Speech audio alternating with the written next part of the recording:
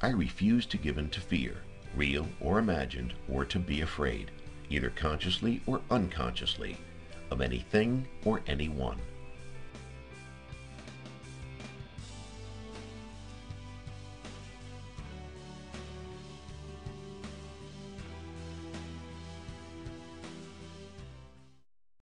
Jack Nicklaus, arguably the greatest golfer of all time, said it very directly.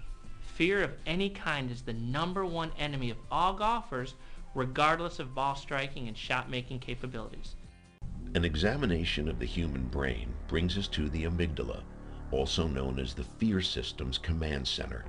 The amygdala is like a throw switch or a fire alarm or default mechanism that is able to override the conscious mind and dominate it.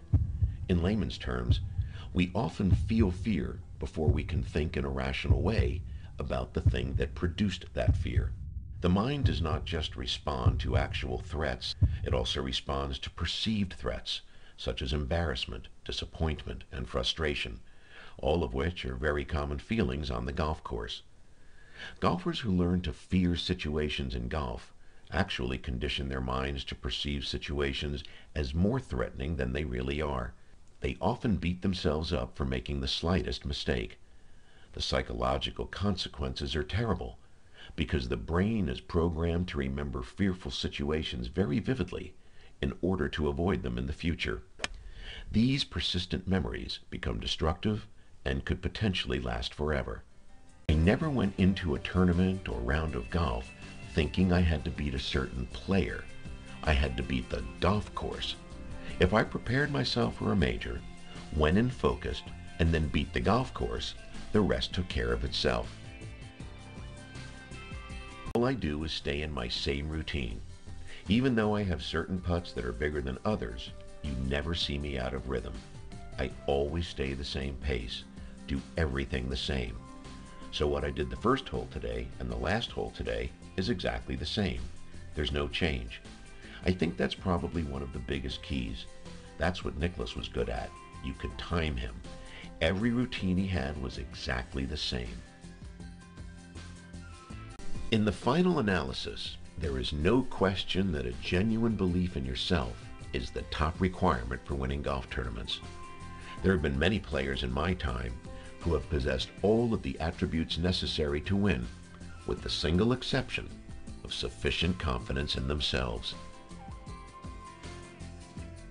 Now, the discussion whether Jack Nicklaus or Tiger Woods is the greatest player of all time is certainly open for debate. What is not debatable is that each man employed a fearless approach to the game, which resulted in incredible consistency and success. Let's review the fearless approach so you can start modeling your game after these two titans today. Fear is an ever-present factor when playing golf. Whether it is fear of on-course factors such as water, wind, trees, sand, or fears created in your mind, like fear of failure, fear of embarrassment, or fear of your opponent. It's vital to recognize these fearful factors and become comfortable with them in order to overcome them. The visualization derived from two key questions before each swing will keep your mind focused on the task at hand and off the fear.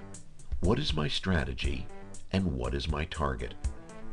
Understanding the downward spiral, which is the link between the psychological, physiological, and mechanical factors associated with fear, is crucial to fitting the pieces together to become a fearless golfer. Making the transition from an ego golfer, who is much more concerned with the uncontrollable factors, to a mastery golfer, who is completely enveloped in the process, is a must for a fearless golfer. If you want to be a fearless golfer, you must be a mastery golfer. Finally, high confidence does not exist by luck. It needs to be cultivated through a consistent strategy, rhythm, and cadence.